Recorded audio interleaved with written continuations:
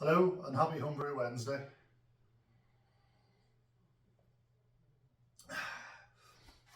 In this video I'm going to be talking about brewhouse and mash efficiency. What is it, what affects it, and what can I do to make mine better? Cheers.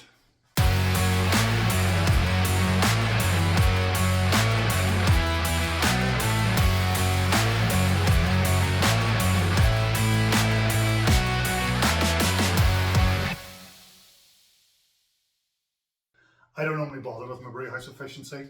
I put my original gravity and my final gravity into BrewFather and it tells me what it is. And that's as far as I deal with it before. But in recent times, I've done the NEPA where I needed to change my technique a little bit. I've done that brewed IPA where I built on them skills. And now I'm doing the stout series where I'm trying to improve every beer I make. I've done the first stout there last week. And actually, whenever I plugged the figures into BrewFather, it gave me an efficiency of somewhere in the region of 50%, which is absolutely diabolical at the end of the day. So I printed off the definition of brewhouse efficiency. What is brewhouse efficiency? Brewhouse efficiency is a measurement of potential fermentables converted into sugar in your wort. It takes into account different losses for your specific brewing practices and setup, including mashing, loitering, hop, shrub and transfers. Boiling creates an insignificant loss. This is a cumulative measurement of these losses taken right before the yeast is, well, it says cast here, but before the yeast is pitched and fermentation begins. So in order to work out your brewhouse efficiency, you have to take a couple of gravity readings, and the most common ones to do are your pre-boil gravity, which is taken once you've finished sparging and all your liquor is in the kettle getting ready to heat up for the boil. Your post-boil gravity, which is also your original gravity, and then your final gravity whenever the yeast has converted all the sugar into alcohol. Now, if you want to get into real in-depth, you can take other measurements at the end of your mash, at the end of your sparge, your runoff, all different ones. There's a wealth of information on the internet about what to do, but these are the three most common and the three that I'm going to do from now on. One of the ways that you can lose efficiency is just by simply not measuring things properly. And I think that's actually where I went wrong in the last brew. I estimated a lot of my quantities of water and things like that. It's important to, if you're using brewhouse software such as BrewFather, which is what I use, it's important to dial in your equipment profile properly. I just used the standard setup for the Brewzilla that I have. I've never actually tested to see if the boil off rates and things like that are accurate for my machine or not. And that will depend on the atmospheric pressure and all sorts of sciencey stuff that you don't really need to get involved in. Yes, science! Okay. Just accurately measure your measurements. Measure your measurements? Aye, dead on. Just accurately measure your measurements and plug them in, and the BrewFather software does all the sciencey stuff and lets you know what comes out the other side. It's important, as I said, to measure quantities accurately, whether that's your brewing salts for your water chemistry, whether that's your grains for your grain bill, whether it's the water that you're adding for mashing in, sparging, what have you. All right. Now, problem I have, or had, Jesus, I was using this to pour water out of. That's where my reverse osmosis water goes into that. It's hard to pour that out into a small measuring jug. One of the easiest ways to measure the volume of water is just to weigh it. 1 kilogram of water equals 1 litre of water. So if you need 16 kilograms, if you need 16 litres, spoiler alert, it's 16 kilograms. For most people, the mash is where you're going to get most of your gains and losses in efficiency. And it comes down to a couple of different things. First thing I want to very, very, very briefly talk about is grain crush. Now, I don't really get into that too much because for me, I buy my grains pre-crushed, so the crush level is outside of my control. If you have a grain mill of your own, play about with it a bit and see what is best for your system. Technically speaking, the finer the grind, the smaller the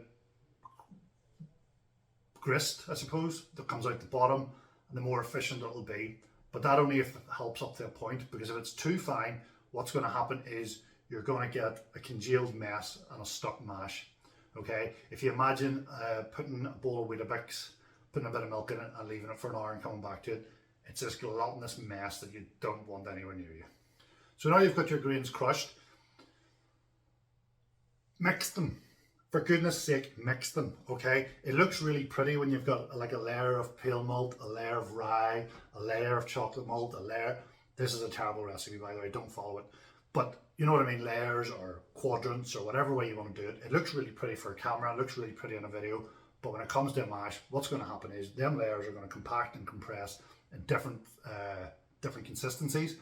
And when the liquor drains through them, it comes to one with a hard or Weetabixy, for want of a better word, the water will run off the side and bypass it, okay? So mix your grains up so you have a little bit of your base malt, a little bit of your specialty malts, your adjuncts, etc., all mixed in.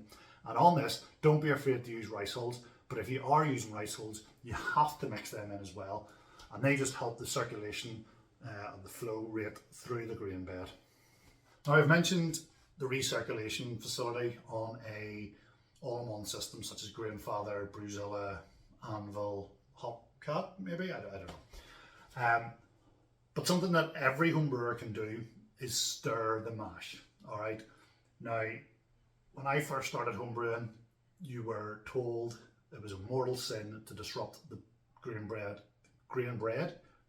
bed whatsoever. Do not disturb it, just let it sit there. That's bollocks, lads. That is absolute bollocks. In a homebrew scale, stirring the mash at regular intervals, maybe once every 15 minutes for your hour, so 4 times, isn't going to give you, you know, they used to talk about tannins and off flavours and things like that. I stir my mash every single brew, except for the last one, which was bad. And that goes to show you. But I stir my mash every single time I brew, maybe 2 or 3 times during the mash. But I'm doing a wee bit of research for this video. I've seen a thing saying you should do it every 15 minutes, all right? So you're stirring it up. It's like what I said before. You've got these layers and they all compact and dense and different things, and the flow through it isn't as good. So if you give it a good mix up, what you're trying to do is maximize the contact between the hot water and each individual molecule of starch. There's a thing called volume to surface area ratio, okay? And if that surface area is huge, then you've got more space for the enzymes to attack the little individual molecules of starch, and that's what you want. So give it a good stir every so often. You can give it a stir no matter what sort of system you're using, whether it's a 3-vessel, brew in a bag, or even an all-in-one system. Even if it's recirculating, I would still tend to give it a stir. You're not going to do it any harm, and you may increase your brewhouse efficiency a few points. Just going to squeeze this in here as well, on the topic of stirring your mash. At the very, very, very, very least, stir the absolute out of your mash when you're mashing in. You do not want dough balls. I'm talking about maximizing surface area to volume ratio on a very, very small, almost microscopic scale. But if you've got clumps of grain clumped together like this, with the bits in the middle aren't getting touched by the sticky liquor, the hot water, whatever you want to call it, then how can you possibly expect to have good efficiency? So you're mashing in, you've mashed in, your grains are all submerged in the water, in the liquor, whatever way you want to describe it. But what's actually happening? Well, in very, very simple terms, you're using enzymes that are in the grain to break down complex molecules into simple sugars, which the yeast can then later convert into alcohol, and that's basically it, okay? Now, an enzyme will take a complex molecule and break it down into its like key building blocks. And one of the most important ones for brewers is amylase, which is an enzyme which converts starch to sugar, okay? And I'm really, really stretching my brain to try and remember my A-level biology projects here. But one of the main sources of amylase that you'll have in abundance is your saliva. There's salivary amylase in your mouth, and a very simple test to show you how an enzyme works is get a bit of rough bread, put it in your mouth, and keep chewing it and chewing it and chewing it and chewing it and chewing it and chewing it and chewing it and chewing it and chewing it and chewing it until it's basically about to disappear in your mouth. You've chewed it so much, and then you'll get this real sweet flavour, And that's because the amylase in your mouth has broken down the starch in the bread. Doesn't really work with pan bread. It has to be like rough bread, like a crusty loaf or a baguette or something like that. Now, according to my research, I say research, I googled it once. So we all know that there's different mash temperatures for different types of beer, okay? And the basic reason for that is each enzyme has its own unique optimum range, if you want, okay? For example, beta amylase is 62 to 67 degrees roughly, and alpha amylase is 71 to 72 degrees. These are all Celsius, by the way. And the difference between those two is very simply, the beta produces your fermentable sugar. It's very flavourless, so it's good for like your dry beers, like the splash of Brew I did there a couple of weeks back. And the alpha amylase produces sweeter but non-fermentable. I've lost my train of thought. Sweeter, non-fermentable, so it's adding your body and your flavour, okay? So a lot of the time you'll sit sort of mid to low, or mid, sort of above 65 anyway, 65 and above, you'll sit about there for your mash, and then you'll step it up, and then you'll go into your boil, okay? So that's getting you plenty of your fermentable sugars from the beta stage. Am I doing that right? Yes, I am. And then you're ramping it up and getting some flavour from the alpha stage, okay? Now, if you're too cool in your mash, you're going to get a very slow chemical reaction, so you're not going to get the starches broken down into your simple sugars as quickly as you want. So an our mash isn't going to work. As you increase the temperature into the optimum range, you're going to get a lot more activity and it's going to convert a lot quickly. But if you think of an enzyme as a type of protein, and that's what it is basically, it's amino acids chained together. Chemistry lesson, biology lesson, I'm not doing that. But basically you'll get an increase, and then, like all proteins do, at a certain temperature they'll denature, and instead of coming back down gradually, it'll come up and it'll just fall away to zero, okay? So if you think of a fried egg, you crack your egg, the viscous liquid egg comes out, it hits the frying pan, and the outer edges of that solidify almost immediately. And if you imagine your enzymes doing the same as that, only on a much smaller scale. So I mentioned salivary amylase as the main enzyme in your mouth and in your saliva. The other one that's prevalent there is lingual lipase, and that is to do with fat. You don't need to know too much about that, but the point of bringing that up is amylase is starch to sugar, and anything that begins with lip, LIP, is something to do with fat. Now, the only reason I bring that up is sometimes you'll see a recipe that calls for a staged, a stepped mash, and sometimes it'll be between the ranges of like 50, 55, 55, you know, something around there. And the enzyme that uses that as its optimum range is peptidase, and that's something to do with fat. Now, that enzyme, one of the byproducts of that reaction is a chemical compound that I can't remember the name of, but it is a really good yeast nutrient. So instead of getting a scoop of yeast nutrient towards the end, that does it for you.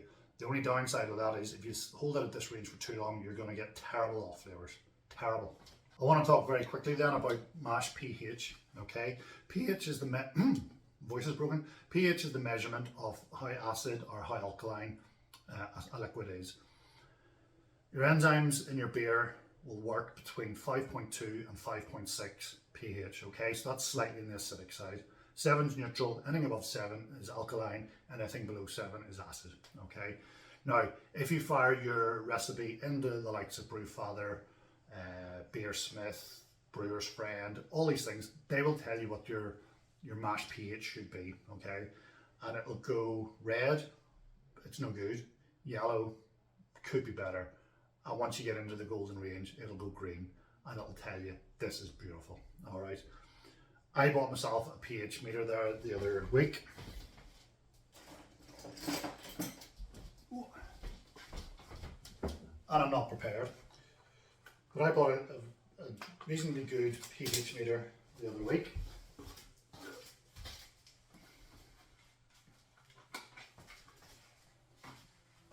I'm sure you've seen these all before.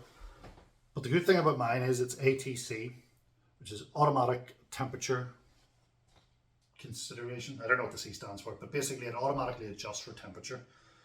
And all you do is take that off, dip it in the mash, turn it on, not necessarily in that order. And a digital screen here tells you what the pH is. The so-called failed brew day that I did last week was the first time I ever used this, and my pH was bang on 5.4. So pH wasn't my problem. So in very quick conclusion then, I have 9 tips which will help you improve your brewhouse efficiency. Accuracy of readings. Dial your equipment in to whatever software you use, whether it be Beersmith, Brewfather, Brewer's Friend, whatever you use, make sure you dial your equipment in properly. Your grain crush, make sure it's fine but not too fine. Your grist makeup, make sure, yes, it looks pretty for photos, but make sure you stir it up. Put rice hulls in if you need to, but stir it up. Make sure all the grain is mixed. Doughing in, make sure you have no dough balls. Make sure every single bit of grain is touched by water. Stirring throughout the mash. Recirculating throughout the mash. These are important steps for a homebrew setup to increase efficiency. Temperature control. If you're doing something a wee bit different, you're not 100% sure, check your temperature range against the brewing enzymes. You can find them online, you can just Google them. But rule of thumb, basically you want somewhere between 65 and 70 degrees overall in order to get fermentable sugars out the back. pH, 5.2 to 5.6 is your golden range. Anything lower is too acidic, anything higher is too alkaline. And then finally, just losses that are inherent in the brewing technique. You know, you don't get everything that's put into your kettle into your fermenter. You don't get everything from your fermenter into your bottles or your keg. And that's just a fact of life. That's just the way it is. You also get things like when you're adding hops, the hops absorb some of the liquor. So you're losing liquor there, you're losing beer there, and that all affects your efficiency. I've just thought of a 10th one. Yes! Tip number 10. Don't worry about your brewhouse efficiency. Now that might sound a little bit defeatist, but if you're regularly and consistently getting anything at 65% or above, you can compensate for inefficiency by just adding a little bit more grain, and it won't cost that much. If you're below 65, if you hit 50, then maybe you start thinking about where did I go wrong, what do I need to measure. But if you're 65 and above, hey, don't worry about it. There we go, folks, and that's it. A slightly different type of video this time around, but this is a topic that I wanted to research for my own knowledge after getting such a shit brew day there last week. And just for conclusion on that, from doing that, there's 2 things that I think I've done wrong. Number 1, I didn't measure things accurately. I showed you I was just pouring beer, whatever. And the second thing was my mash in temperature, my strike temperature was too high. I can't remember exactly what it was, but it's what I normally use when I'm mashing at 68. I normally put it at this, but it's 5 kilograms of grain that I normally use for a 5-gallon batch. This time around I was using 1.5 kilos of grain for a 1-gallon batch, so the cooling rate wouldn't have been the same. So I probably denatured a lot of my beta amylase. Anyway, I hope you found some of the tips useful. If you disagree with anything, leave a comment down below. If you think this is a great informative video, leave a comment down below. Don't forget to hit the like, don't forget to hit the subscribe, and hit the wee bell, and then you'll know when I come up with this shit again. Cheers.